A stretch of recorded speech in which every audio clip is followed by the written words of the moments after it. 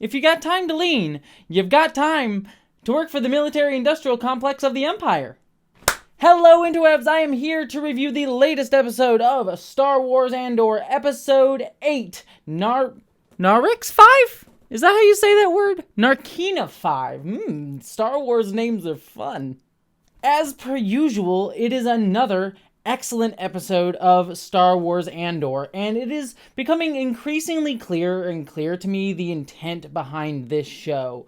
Watching this series, week to week, it has been very clear that the writers of the show, Tony Gilroy and the other writers on it, understand how fascistic and authoritarian systems and governments work, both in theory and practice, as well as how revolutionary movements against these types of governments work as well, and the type of infighting and problems and dehumanization and things like that happen within all of these systems. And while I thought to a degree that was partially incidental, that they had were showing these things as part of the story of Andor, what's becoming more and more clear to me is that while we are tracking Andor as a character, as an individual within this system, this series is just more about showcasing to us the heights of a fascistic and authoritarian society and all the problems within that. It's more of an exploration of what the Empire is as a structure, as a society, rather than it is really about tracking this one character. And for me, I am really loving that because it really, to my mind, this is the best depiction of this in a lot of media that I've seen, and most definitely in pop culture media. And it also does a great job of world building for Star Wars as well, if you're a Star Wars fan. And this episode, for me, just showcased some of the best work that this show has done, because it hyper-focused in on, at least in the case of Andor as a character, the prison system and the dehumanization that occurs within fascistic and authoritarian societies, that people are just made into workers and just completely seen as non-human entities within once you're put into a prison. And that's kind of the intent of these systems, is to funnel people that the government doesn't care about, these societies don't value, and then just use them and force them into essentially slave labor under the auspices of being prisoners. And that is something we see very much when you have a prison industrial complex. I mean, we kind of have that in the United States, very much so. It's just this show is just continually showcasing this stuff to me that I really am just in awe of how well it's depicted, and it's very clear that the writers of this show have done the research and work. And that's not to say that there isn't good human stories in here. Maybe humans misnomer, considering that these are technically all aliens, but there are real people in these stories, and I think the show is doing a great job of showing how these systems affect individuals. But I also just see this as a kind of tour guide to fascism. Is kind of what Star Wars Andor is, and I'm here for it. I think it is a really revolutionary show, and I'm even always continually shocked that it is a Star Wars show made by Disney that is doing this work. But let's actually get into some specifics. Starting off, let's focus in on Andor's storyline. Again, talking about the prison industrial complex here, and just showcasing how he's dehumanized in small and big ways. He's wearing the same uniform. He's told to take off of his shoes. He is just seen as a worker. He's tortured if he doesn't do what is said.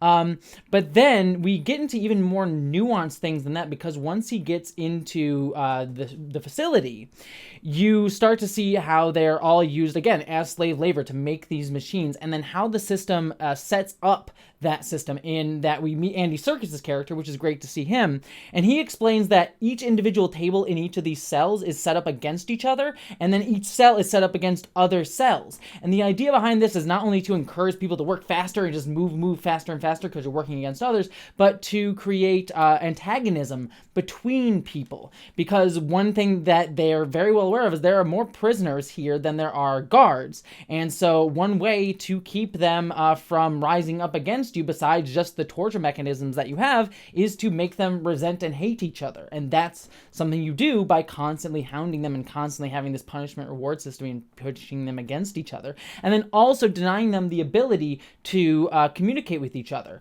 And you can see how sometimes the workers are able to break beyond that with like hand signals and gestures that we see Andor viewing when they're sort of all in the tunnels, in those small moments that they're all able to see each other just visually, and they sort of have a sort of sign language way to talk to each other. So there is some solidarity forming between everyone in these situations, despite the Empire's best efforts to sort of keep them antagonistic to each other. And I love that. And you just see like how they set this Andy Serkis character, who is also a prisoner, like just hounding them because he's the one that gets rewards for keeping them going like this, again sort of creating resentments within each other instead of against the actual guards.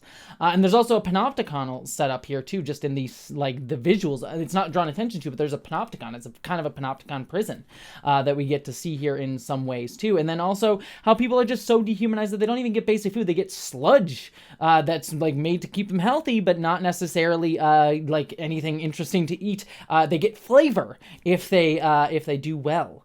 It's truly again very well articulated and absolutely horrifying. And I love Diego Luna who plays Andor. You can see his anxiety that he has in those early scenes as he's just watching everything. Like you can kind of see like a minor like I was getting anxious watching him. You see this like kind of minor panic attack that he's having, just realizing this world that he has gone into. I mean, I would have a panic attack just being in rooms like that with like endless white walls, and it's like you may never leave, and people saying like they will find any excuse to keep you in here that they want. Once you're in this system, they'll find excuses. And again, we see this in a lot of other systems too. Once you are part of the prison industrial complex, they will find ways to constantly view you as a criminal and shove you back in, whether you get out for a little while and view you back in, you are branded for life in that way. And you can see that in the United States with how many people, even if they are able to get out of prison, they are then branded, they're sort of stigmatized, they can't get a job, and ultimately may have to fall back into crime in order to pay their bills,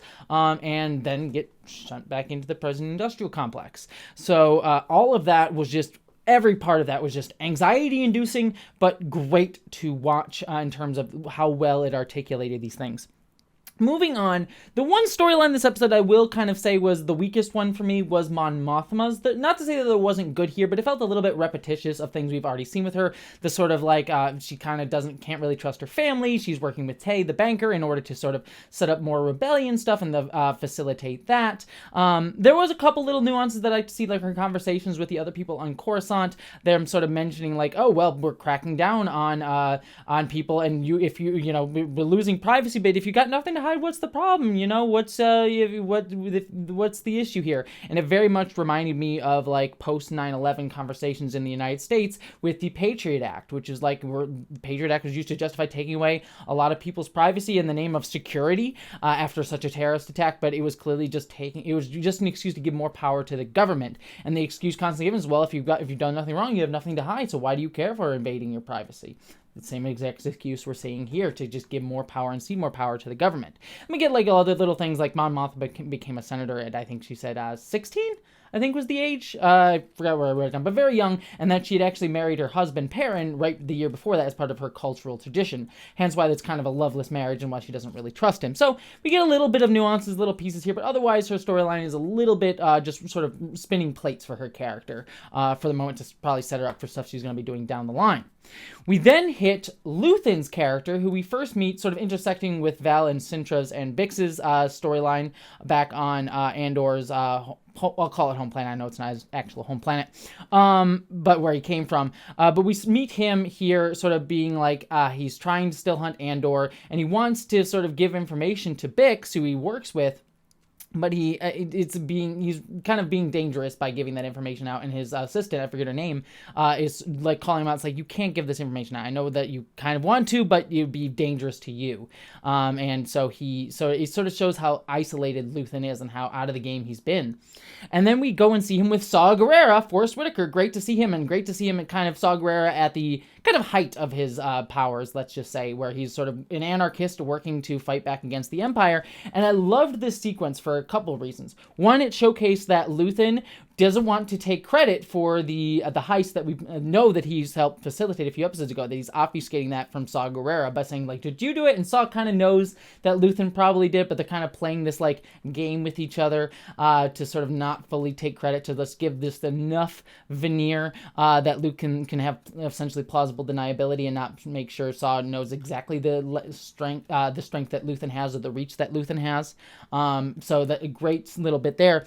But I also loved highlighting for Saw Gerrera how he just has this conviction about his anarchist, which, by the way, I love learning that he is, like, his philosophy is anarchism. As an anarchist myself, philosophically, I'm like, hell yeah, here for that, Saw Gerrera, even though I don't necessarily always agree with Saw Gerrera's tactics as we've seen them in movies and other things. But anyways, he sort of has that conviction of his philosophy, so much so that he is unwilling to work with other cells that are working against the Empire, because he sort of says they have all these different beliefs that I don't really want to work with them on. And Luthen kind of points out, it's like, you need to work with these people because we all need to fight together against the Empire. And if you are unwilling to work with them, we are not going to be able to have enough strength to actually beat these guys, because the Empire is just so strong at this point that we need to work together. But Saw, just based on his conviction of philosophy, is unwilling to do so. And that might be his movement's ultimate undoing. But it showcases how in a lot of these movements, in a lot of rebellious causes, you do have different philosophical beliefs around how to fight back against fascistic empires, as well as what people want once those empires supposedly will fall if they're able to succeed. And so those sort of causing infighting within these different groups. It's one of the biggest issues that a lot of, like, rebellions face against authoritarian, fascistic, and any sort of powerful government entity that people are pushing back against. So excellent to see all of that there. We also have things going on. Again, I forget the home planet, but Andor's the planet that he lived on for forever with his mother. And we see that his adoptive mother is sort of like, she's sick and ill, but she kind of has this, like, dream is like, I want to, like, fight back against the stormtroopers. Like, she still has that sort of drive and fight in her, even though she's getting old, and it seems like possibly setting her up to maybe dying. But at the same time, we also see that, like, people are taking care of her, trying to sort of help her, like Bix is. But then we also have Val and Sintra working to try and figure out where Andor is. They're sort of stuck on this planet, hoping he'll maybe show up, not knowing that they already missed him. And so we have that going on.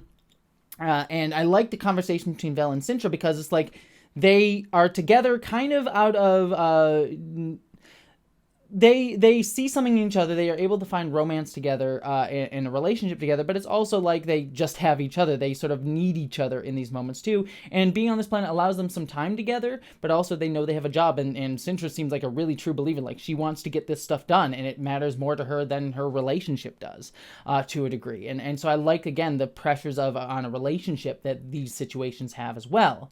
We also, at the same time, have Deirdre dead set on her mission to try to hunt down Andor, or at least assumingly trying to hunt down Andor. She's sort of like pushing this line of, like, we need to figure out who this master figure behind all these robberies are, and assuming this is Luthen she's after.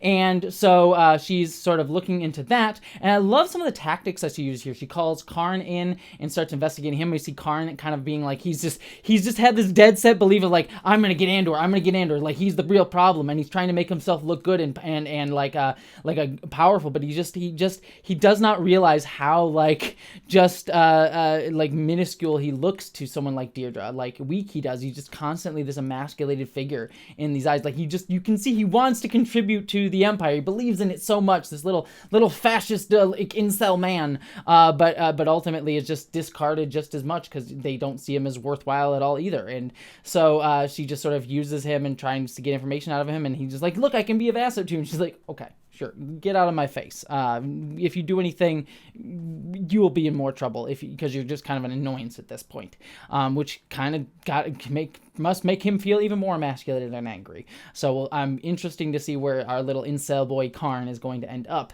in his sort of fixation on Andor.